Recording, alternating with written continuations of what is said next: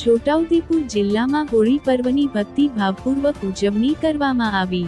છોટાઉદેપુર નગરના SF હાઈસ્કૂલના પાછળના ભાગે હોળી પ્રગટાવવામાં આવી હતી।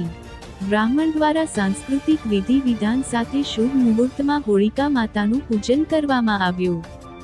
सांसद जसुभाई राठवा અને ધારાસભ્ય રાજેન્દ્રસિંહ રાઠવા દ્વારા હોળિકા માતાનું પૂજન કર્યું અને ત્યારબાદ હોલિકા દહન કરવામાં આવ્યું, જેમાં નગરપાલિકાના ચૂંટાયેલા સભ્યો પણ હાજર રહ્યા હતા।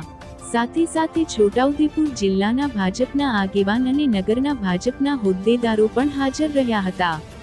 આવતીકાલે ચંદ્ર ગ્રહણ હોવાથી આજે હોલિકા દહન કરવામાં આવ્યું। છોટાઉદેપુર નગરમાં પણ અલગ અલગ જગ્યાએ હોળી પ્રગટાવવાનું આયોજન। લોકો ભક્તિ ભાવપૂર્વક પૂજા વિધિ કરી હોળીની પ્રદક્ષિણા કરી હતી। છોટાઉદેપુર જિલ્લો આદિવાસી બહુમૂલ્ય વસ્તી ધરાવતો જિલ્લો છે। જિલ્લામાં હોળીના પર્વનું દિવાળી પર્વ કરતાં પણ વધારે મહત્વ રહેલું છે।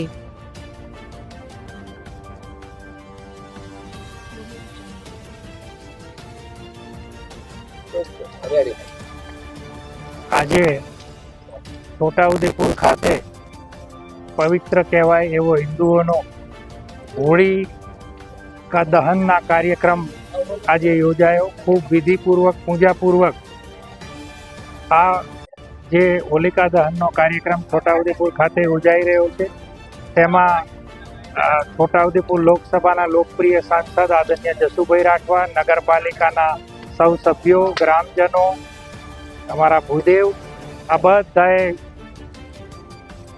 પૂજા વિધિ કરી અને આજે હોલિકા દહનનો કાર્યક્રમ યોજ્યો છે। આજે હોલિકા માતાને આ નિમિત્તે પ્રાર્થના કરું કે છોટાઉદેપુર નગર અને છોટાઉદેપુર જિલ્લાની જનતાને ખૂબ ખૂબ આશીર્વાદ આપે અને એમાં એમના જીવનમાં આવતા વિઘ્નો, આદિ વ્યાધિ ઉપાધિ એવા સર્વ દૂષણોનો નાશ થાય એ પ્રાર્થના સાથે આજે હર્ષોલ્લાસ સાથે પૂજા વિધિ સાથે આ કાર્યક્રમ આજે સંપન્ન થઈ રહ્યો છે। ओम सर्वबाधा प्रशमनम त्रैलोक्यस्य अखिलेश्वरी एवमेव त्वया कार्य अस्वद्वैरी विनाशनम। આજના દિવસે છોટાઉદેપુર શહેર મધ્યે SF હાઈસ્કૂલની પાછળ હોલિકા દહનનો કાર્યક્રમ કર્યો।